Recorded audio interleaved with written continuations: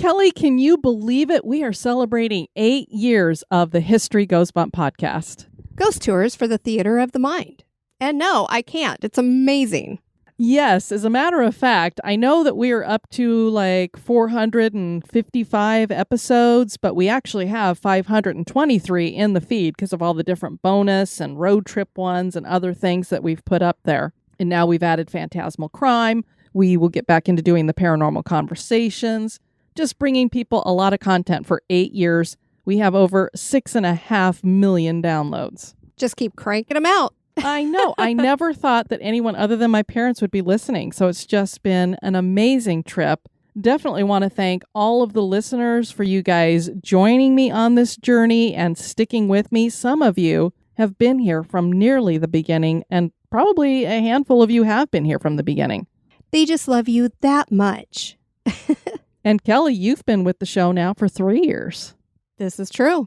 So it's been great. We've been going back and doing some Redux episodes for the Patreon, our executive producers, and we've been having a lot of fun revisiting these locations that we've done previously. And one thing I think we can really say about History Goes Bump is that we have featured many locations that people have heard of, but we've done a lot that people have never heard of. Those are always the most interesting ones to me because we get such amazing responses from people that actually are familiar with those places. Yeah, there's always those ones where I'm like, everybody's not going to listen to this one because they're like, oh, I've never heard of that. And then I'll get like 8 comments and 5 emails on it. And I'm like, oh, that one really hit a chord with people. They really enjoyed it. I think we've definitely proven to everybody that history isn't boring. It's terrifying. So we hope you guys have enjoyed this journey. We're going to continue to do it. We have a lot of great stuff coming up in the year ahead. And I just love that I started this on October 1st. 2014, because October is our month. It's got Halloween. It's got my birthday. It's fall. What more could we ask for? Exactly. Aside from the pumpkin spice. Now, for those of you who have been listening for a long time, or maybe you're even recent listeners, you might be aware that instead of doing a typical anniversary show like some podcasts do, where they do a review of the past year or different shows that they've done, we turn it back on you guys and have invited you for the last 7 years to participate in a flash fiction contest. This year, we got 12 entries, and what we're going to be presenting to you here are 2 of the runner-ups and our 3 winners. For those of you who are winners, we will be contacting you so that we can get your mailing information and get out your prizes to you. We hope you guys all enjoy these. Grab yourself a comforter, some popcorn, something warm, or something that will warm up your bones to drink. Oh, yes. Add a few drops of something that will warm your bones. Before we get into our winners, we do have 2 runner-ups. Our first runner-up is Hazel by Emma Vergney, and I hope I said that last name right. Hazel liked the cemetery. No, really, she did. It was calm, quiet, and the people were always so nice. There was a nice old man with the walker that would feed the birds, and a little boy that would play with her. None of the kids in town ever played with her. They just froze, toys left forgotten as they ran to their mothers. She didn't understand why the kids didn't like her, but she was just fine sitting in the cemetery, alone, all alone. Hazel was pulled from her thoughts by the short iron gate swinging shut with a clang. Looking around, she saw Eddie and his wife Laura standing by a headstone with misty eyes. Apparently their son had died in a hit-and-run at the age of 9. At first, Hazel tried to tell them that Chuck was right behind them, holding his ball, but they never answered. She stopped after Laura broke down in sobs. Hazel didn't like when people cried. She'd seen so many people cry here, had even tried to comfort some, but they shuddered away from her hand. Eddie and Laura set down flowers and a baseball cap before leaving. Hazel picked them up and turned to Chuck, holding the items out with a bright smile. The boy sniffled and placed the hat on his head, flowers clutched in a tight grip. Hazel walked away, seeing Mr. Parker, and she missed the small thank you. "Mr. Parker, how are you?" she squealed, jumping into his arms. He hadn't been around lately, something about a funeral. Hazel didn't know what that was, but it had fun in it, so it had to be good. The old man let out a soft chuckle as he caught her with practiced ease, plopping down on an old wooden bench. "Hey, Squirt," Mr. Parker laughed. Mr. Parker, in Hazel's opinion, was the greatest. Sure, his voice was slightly raspy and he smelled sort of like smoke, but he was kind. He gave her the best hugs and the best strawberry candy, and was the best person in the world. She didn't like when he left. It made her feel so alone and cold, cold, cold, cold. Did you have fun on your trip? She didn't see anything wrong with the question, but Mr. Parker's smile dropped slightly, eyes morphing into something Hazel couldn't name. Mr. Parker, you good? The man nodded, asking about the week he missed. Hazel knew something was wrong. She wasn't that stupid, but she still answered, happy to have someone to talk to. Hazel would sometimes walk up to a big group wearing black shirts and dresses. They looked so pretty, yet so sad. They never seemed to notice her and always buried the big box. Hazel was happy to get a new friend on those days. Weeks, months, years, decades went by. Headstones became overgrown with moss and vines, no matter how many times she cleared them. Walkways cracked and weeds grew up the iron bar fence. Birds stopped chirping. Eddie and Laura stopped visiting, and Chuck stopped playing. Mr. Parker didn't smile anymore, not even at her. Their joy seemed to fade, and they went with it. She felt it too, of course she did. She was tired and cold and so alone now. Her vision was becoming less vibrant and the world more quiet. So Hazel went searching. For something. What was it? She went further into the cemetery than ever before. This part of the courtyard was crumbling. Benches turned to rubble and grass turned to ash. She searched and searched for someone, for anyone to be her friend. She was on the ground before she knew it. She rolled around and saw a rock, no, a stone, a tombstone. She smiled brightly because this could be her new friend. Hazel read the tombstone, and the name took a second to register, and the smile slowly dropped from her face.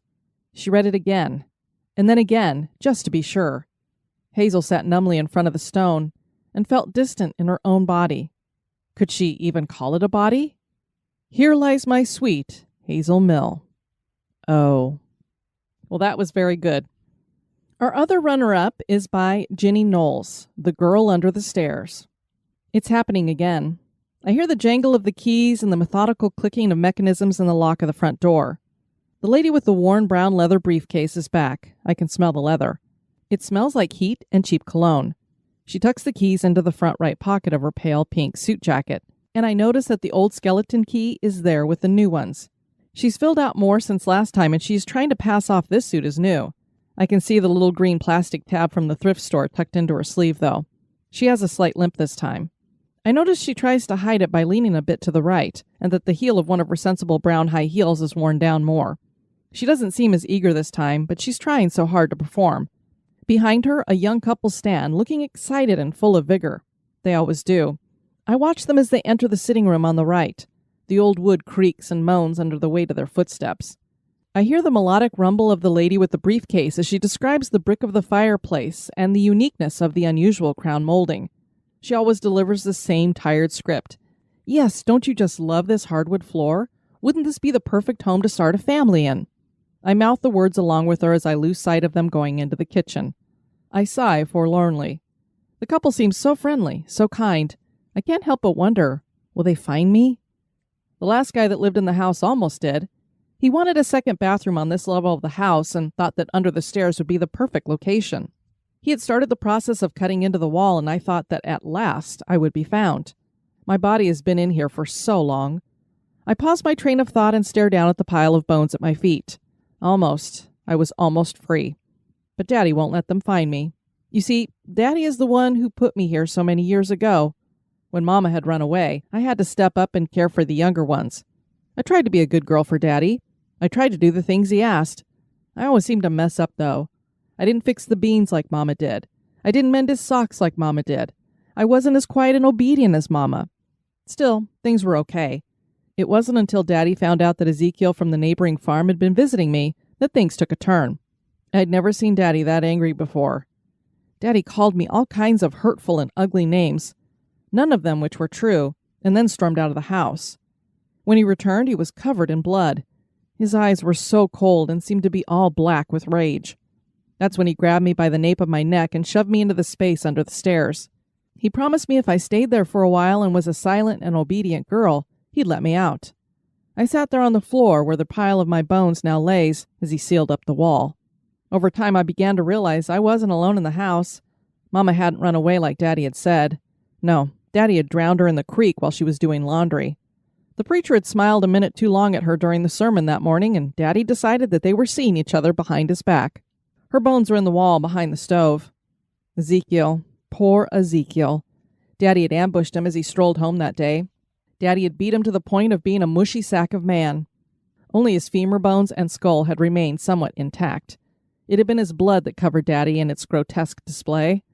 Only a piece of Ezekiel is here in the house, but I don't like to think on which piece. As the years passed, my 3 younger siblings joined our macabre group of specters in this house of death. Daddy killed them all for being disobedient to him in some form or another. I'm still not sure where their bones are on the property. Daddy eventually joined us. He was different in his death form from the rest of us. While the rest of us were mere wispy waves of energy imprinted on the house like images on film, Daddy was whole and tangible.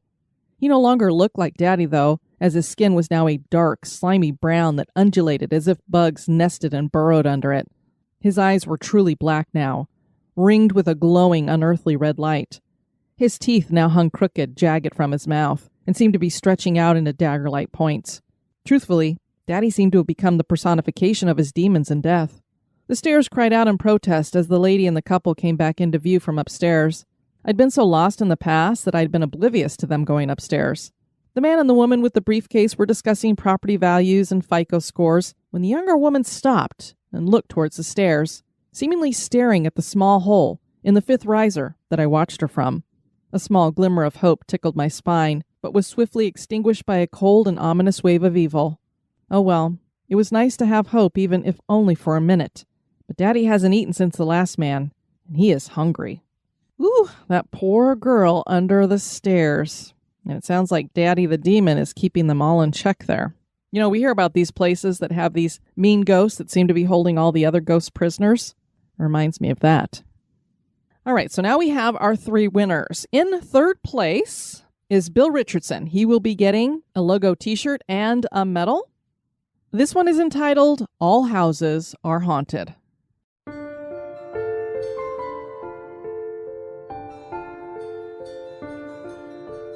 Per Longfellow, all houses are haunted, or so they say. Those leaving often feel themselves ridding themselves of something detrimental, something unclean, something to be avoided. Those moving in afterwards feel hope and a chance for a new beginning. A short-lived freshness of optimism dimmed by the reality of what lurks inside. But those spirits who inhabit the homes, those who hide in shadows waiting for the right moment to let themselves be known, wait for emotional vulnerability. They remain quiet, brooding, attached to objects that come and go. Attached to the land itself, or the house, or things hidden in it, under it, or in dusty attics. They wait patiently to reveal true motives. Lost and wandering spirits find homes to inhabit. These are the most dangerous, as the pent-up emotion of not having closure to a life lived drives them to desperate means. They seek attention and more. Moving silently, no one hears them. Hiding in corners high upon the wall, they wait until sleep comes. Their presence is felt with raising hackles on the back, a sense of dread in the hallway or basement. Violent in their aspect of grabbing, pushing, attacking. They hate the living for no other reason than they are alive and they aren't. Sensitive people feel ill at ease, sensing their presence, while others write off cold spots on the AC unit or poor house designs. The children see them. First as friends, as they talk to them and play games with them. Children, being innocent of the ways of the mature adult mind, accept them with graciousness. Then the screaming happens in the middle of the night. Parents run to the child as they point at a dark corner. Bewildered parents or siblings turn on the lights, seeing nothing, only to comfort the child, turn off the lights, return to bed and sleep, and hear the screaming again. The darker-than-dark corner, the open closet door, the loose back screen door tapping in an unearthly rhythm reminds them of childhood fears, repressed and suppressed by years of aging. They remember the woman in the closet tempting them to come closer.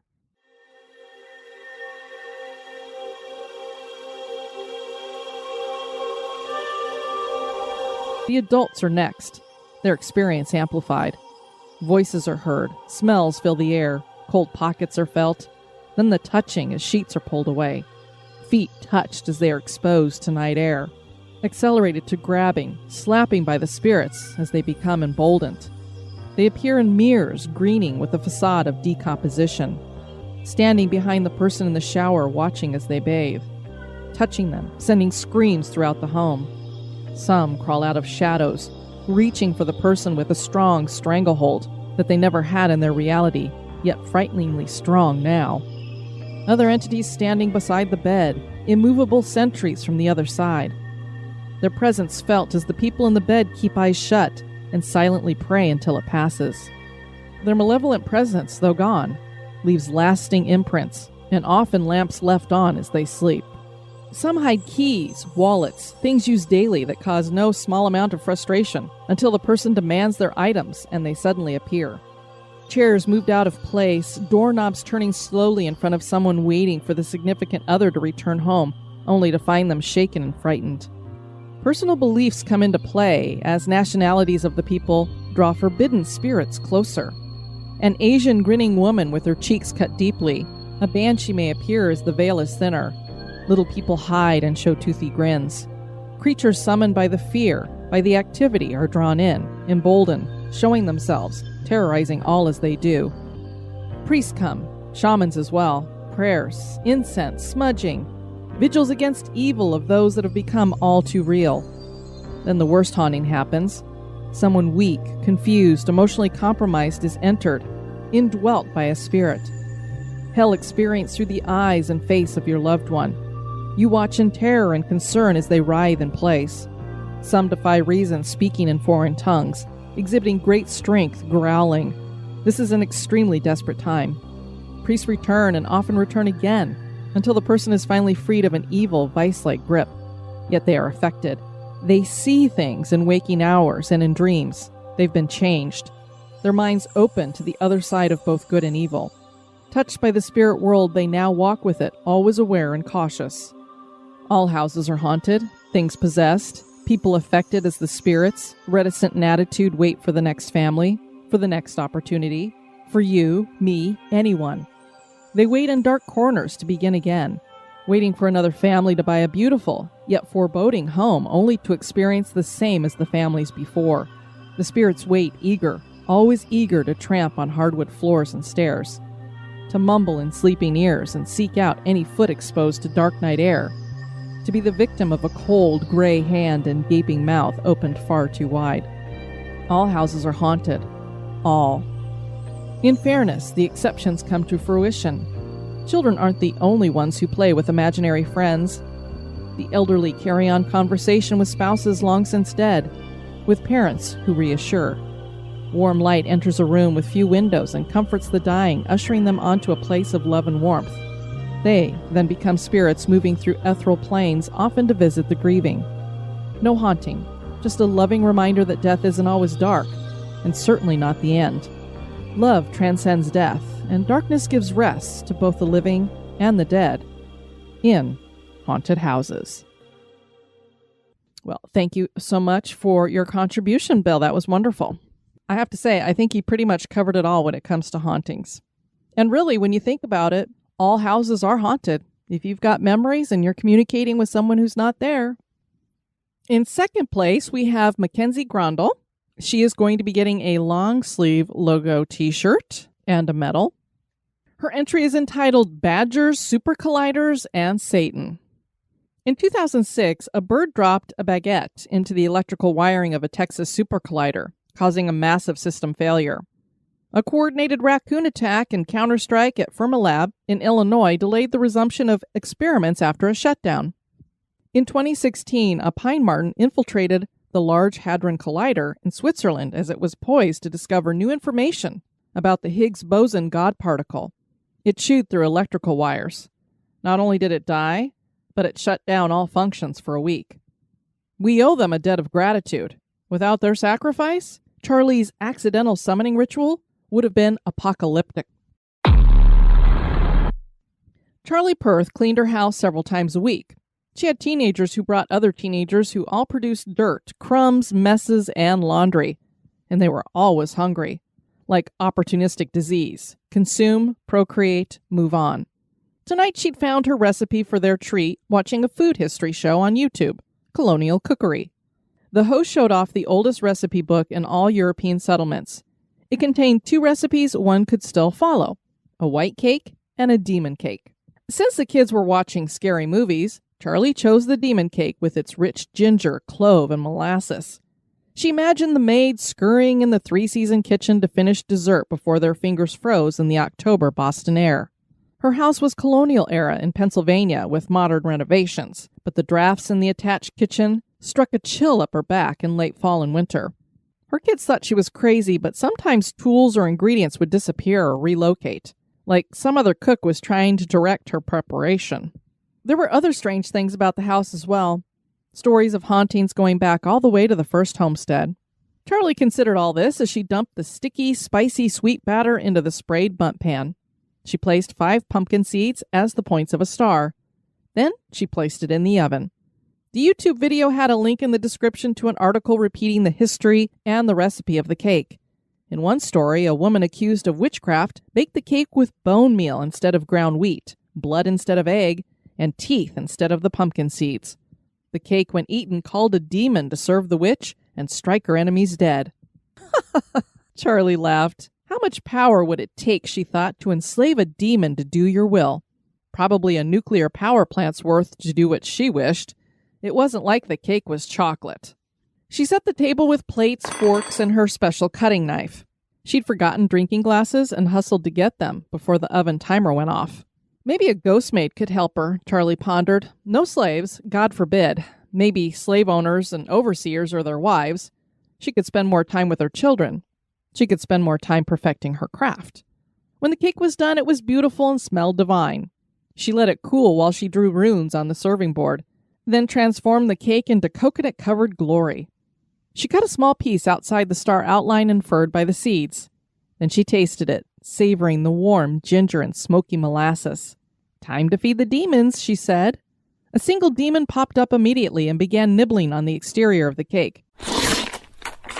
Not you, not yet. After I feed the children. Yes, mistress. Where's your master, demon? This cookery spell told of his coming. Ah, ha. The trollish demon exclaimed. All creation mocks the work of Satan. The magic is fragile in the United States. Not enough power to cross over. A team of honey badgers in Wisconsin nod into a cooling system. Complete system failure. I was counting on him to energize our hauntings before the neighbor sold his house, Charlie complained. Should be back up next week. Go back to hell with you then. I disinvite you from my home. Get out of my cake. See you next week, Charlie intoned. Feet came crashing down the steps from the second floor. Teens and preteens piled into the kitchen in a heap. Is the demon here? Is he ready to help? Our haunted house will be awesome. They high-fived. Charlie handed them napkins apologetically. I'm sorry, I tried, but only got a trollish, gnomish junior demon. Raccoons and Fermi? Pine martens and Cern? The kids asked. Ghosts at my bells? The phantom behind Charlie says, and she jumps, causing her to giggle. Badgers in the wires, Charlie tells them all. Maybe next week. I have another new recipe for Satan salsa with Lucifer lemonade. Until then, what could she do about woodland creatures and international infrastructure security? Charlie considers this as she plates and sends her teens to do so much evil. Well, I enjoyed that. Apparently, you can use some of these super colliders and such to summon and power demons, especially the big guy, Satan himself. So apparently we got some natural, real animals messing around with the systems and keeping Charlie and maybe others from calling forth some of these bad demons and Satan. So power to the raccoons and pine martens, I say.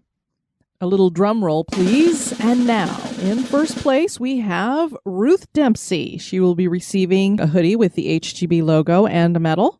Her entry is entitled Beads. Katie, Marjorie called, searching the crowd. It was astonishing how quickly a 5-year-old could vanish. But this is New Orleans, whispered a voice in her ear. She ignored it. Her grandmother called it a curse, the reason her family fled to America before the witch finder general could capture them. White gift, witch gift. To use it will damn you. Grammy! The bright, bubbly child with her late grandfather's blue eyes ran up. There are roses. Madam says they come from France. She pointed behind her to one of the gated gardens off the street. That's nice, honey, but Mama and Daddy are very worried. You were supposed to stay with us. She took Katie's hand and saw a bracelet on her wrist. Where did you get that? It looked like simple black and red beads. Something about it made the hair on her neck prickle. Wrong, whispered something inside her. Madam gave it to me, she said simply as they walked back. Who is Madam? She's a beautiful lady from France. She wanted me to see her pretty roses from Versailles. Versailles? Oh, Versailles. How nice. You still weren't supposed to run away from us. Sorry, Katie chewed her lip. She called me and I just wanted to come. I don't know why. Wrong. It rang like a bell in her head. Wrong. She found her daughter and son-in-law in the next block. Katie was scolded and told she wouldn't be allowed to see the fireworks that night. She pouted but didn't argue. Honey, said Marjorie, why don't I put your bracelet away so you don't lose it? Katie pouted even more and started to balk, but Marjorie added, please? The good words were a gift that damned her family the most. Words were powerful, and if uttered just so, could make things happen. She'd only used them 3 times in her life, but an inner prompting caused her to use them now. She sat down in the sitting room of the suite as Katie went to sleep. Music was rising in the street, and she could hear the boom of the fireworks. The beads felt suddenly heavy in her hand. She slid the bracelet over her wrist, unable to stop herself. She felt so tired, so very tired. The maid startled her awake. What? She began, but her voice was a croak. Bonjour, madame, she said in a beautiful Creole accent. We must take you to Tante Marie. Who are you? Her eyes fell on her hands as the maid and 2 of the housekeepers lifted her gently. They were withered, old, and the bracelets seemed to glow red. Want to mean you only good, assured one of the housekeepers. Katie. Your granddaughter will be guarded by the best of protectors. That was a man's voice, firm and warm. Why were her eyes so heavy? Relax. They're helping, whispered that inner voice. She had no choice but to trust it. Drink. Tante Marie had a rich, timeless beauty. Her skin was a soft brown shaded with copper. There were few wrinkles at the corner of her eyes even as she smiled. There was a brown patterned turban covering her hair and vivid ropes of beads around her throat. Her robe was the same patterned cloth as her hair. Marjorie flinched a little at the bitterness of the brew in the cup, but it seemed to clear her head. Where am I? She asked. In a place you must be, said the older woman. She tugged at the bracelet on Marjorie's arm. Marjorie yelped as it seemed to dig into her skin. Why doesn't it come off? Tante Marie frowned at the tall man next to her. He was all in stylish black, his skin a smooth chocolate color, crowned with short, unruly dark curls and a wax mustache above a smile with very white teeth. Because Madame Athen doesn't realize it hasn't worked yet, he said in that firm, warm voice that assured Marjorie that her granddaughter would be safe. She will soon. A shriek rang above their heads. Marjorie blinked. She was in a small earthen basement. She was in an old kitchen chair next to... Was that an altar? It was lit by dying candles, black candles. Wrong, she said aloud to the ring in her head. Wrong. That a white gift will put right? The gentleman's smile widened like a wolf's snarl. Don't play with her, Sable, said Tante Marie. I'm not playing with her, Sable chuckled. It is my game, Marie. On my ground, Marie put her hand on Marjorie's shoulder. Rest assured. Whatever else he meant to say was interrupted by another scream. A beautiful woman with silvered hair came flying down the basement stairs. You, she shrilled. You, Marjorie Sterling, said Sable. May I introduce you to the most notorious mistress of the Sun King himself, Françoise Tournaise, the Marquise de Montespan. the true queen of France. The former noblewoman hissed. Why is this pas on here, Sibylle? Why are any of you here? I warned you, said Tante Marie. You were a guest in my city. I will tolerate none of your tricks. La Voisin warned you, Athen. You were given a black gift. A white gift would put all you did right. He lifted Marjorie's arm. You were not supposed to be wearing that. Athene snatched off the bracelet, her fingernails drawing blood. No wonder he felt such little essence. Marjorie felt a jolt of anger. Essence? You gave this to my granddaughter to take something from her? How dare you? Bah, I am Marquise Montespan. You wanted my youth back. Who care about a peasant's child? That is my granddaughter you tried to steal from. I won't let you do it. She didn't get the chance, Tante Marie said with satisfaction. You took the bracelet. What essence she got came from you. Useless old woman. Montespan spat. Marjorie felt a red rage like she'd never felt before. Everything about the word she had schooled herself not to do tumbled out of her. Give it back. Give it all back. Sable began to laugh. Montespan stared at her. White hair crawled down her shoulders. Her skin withered, turned a mummified brown. Her face became a skull with a silent scream stretching her mouth as she crumbled into dust. What have I done? Marjorie gasped. Saved many people in my city. Tante Marie soothed her. And got yourself a reward in the process. Sable laughed. He touched her forehead. Sleep. This will all be a bad dream.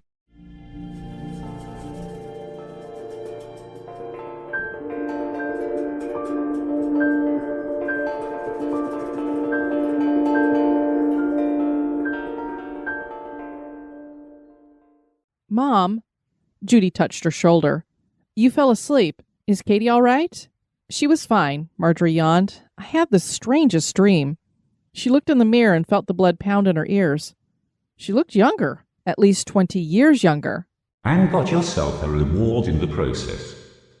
Well, it's a good thing that grandma took the bracelet off her granddaughter's little arm there, because that evil woman was trying to get her youthful essence, and all she got was Marjorie's older essence. And then she got cursed right into the grave, it sounds like. Very cool and interesting story. Thanks for sharing it with us, Ruth. Kelly, those were great stories. I hope everybody enjoyed those. Thank you so much to those of you who participated this year. Yep, we thoroughly enjoyed them and we really appreciate it. Want to thank you guys for being with us for however long you've been here. Hopefully you will continue to be with us into the future. Here's to another great 8 years and beyond. I've been your host, Diane. And this has been Kelly. You take care now. Bye-bye.